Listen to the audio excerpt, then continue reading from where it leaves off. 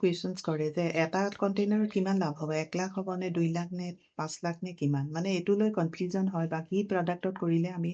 সৰহকৈ প্ৰফিট আমি আৰ্ণ কৰিব পাৰিম আৰু এতিয়া আপোনাৰ ৰিয়েলিটিত আহক যেতিয়া আপুনি এটা কণ্টেইনাৰ পঠাব তেতিয়া আপোনাৰ বিগ এক্সপৰ্টাৰ এতিয়া যিসকল ডাঙৰ এক্সপৰ্টাৰ হয় তেওঁলোকে মানে জানে বা তেওঁলোকৰ এটা এক্সপিৰিয়েঞ্চ হৈছে তেওঁলোকে চ'ৰ্চিং ঠিক জেগাৰ পৰা কৰে বা তেওঁলোকৰ লজিষ্টিক কষ্ট বা আনুষংগিক যিমানখিনি কথা তেওঁলোকে জানে আৰু তাৰ পৰা কষ্টটো মানে বচাই তেওঁলোকৰ প্ৰফিটটো বেছি আৰ্ণ হয় কিন্তু এজ এ নিউ এক্সপৰ্টাৰ আপোনাৰ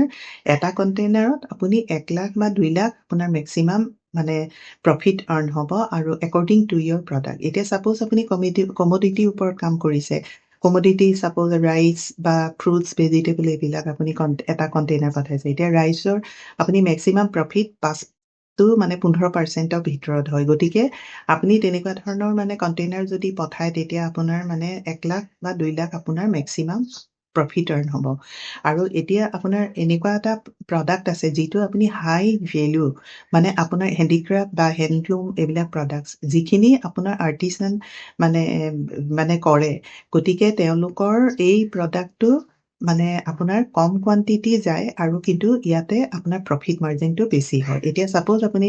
এৰী ওপৰতে কাম কৰিছে বা বেম্বো আপোনাৰ ডিফাৰেণ্ট টাইপ অফ হেণ্ডিক্ৰাফ্ট প্ৰডাক্টছৰ ওপৰত আপুনি কাম কৰিছে তেতিয়াহ'লে আপুনিতো এক কণ্টেইনাৰ এৰী চিল্ক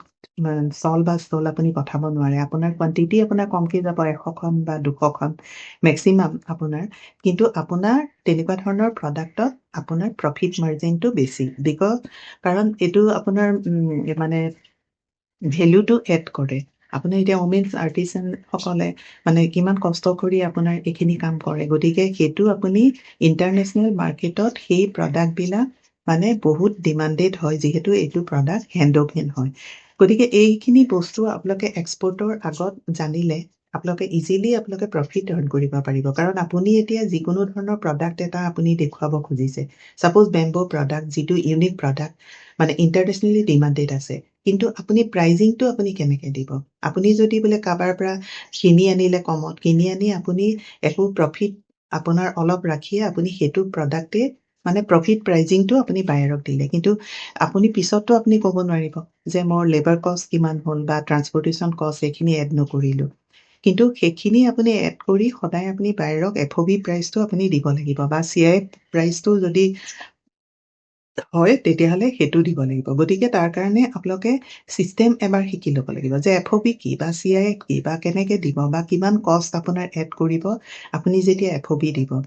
গতিকে এনেকুৱা ধৰণৰ টপিক আপুনি আগত জানিলে বা আপুনি ইনকোটাৰ্ম কোনটোত আপুনি ইউজ কৰিব বা পে'মেণ্ট টাৰ্ম আপুনি কি ল'ব বেছিভাগ মানুহৰে পে'মেণ্টৰ ওপৰত বহুত কুৱেশ্যনছ আহে বা বহুত ধৰণৰ এটা ভয় থাকে যে কি পে'মেণ্টত আমি কাম কৰিম যেতিয়া আপুনি চিষ্টেমটো শিকিব তেতিয়া আপুনি জানিব যে ফুল এডভান্স পে'মেণ্টটো দিয়ে কিন্তু আপুনি এজ এ নিউ এক্সপৰ্টাৰ আপুনি প্ৰথমে আপুনি এডভান্স পে'মেণ্ট নাপায় আৰু এডভান্স পে'মেণ্ট পাব হ'লে আপুনি বেকগ্ৰাউণ্ডত গোটেইখিনি আপুনি কাম কৰিব লাগিব যেনে আপোনাৰ ছ'চিয়েল মিডিয়া ষ্টেটাছ আপুনি ঠিক ঠাক কৰিব লাগিব আপোনাৰ এটা ৱেবছাইট লাগিব আৰু সেই ৱেবছাইটত আপোনাৰ যিটো প্ৰডাক্ট আপুনি এক্সপৰ্ট কৰিব তাক প্ৰপাৰলি ডিছপ্লে কৰিব লাগিব আপোনালোকে কেতিয়াও মানে ইণ্টাৰনেটৰ পৰা পিকচাৰ ডাউনলোড কৰি সেইবিলাক আপলোড নকৰিব আপোনালোকৰ পিকচাৰ্ছ যিবিলাক আছে আপোনালোকৰ জেনুইন পিকচাৰ যিবিলাক আছে সেইখিনি আপুনি ৱেবছাইটত ডিছপ্লে কৰি থ'ব আৰু ৱেবছাইটত আপুনি এনকুৱাৰী ফৰ্ম দিব তাতে আপোনাৰ কেতিয়াবা বায়াৰৰ ডাইৰেক্ট আপোনাৰ এনকুৱাৰী আহিব আৰু তেতিয়া আপুনি সেই বায়াৰক লিডলৈ কনভাৰ্ট কৰিব লাগিব আৰু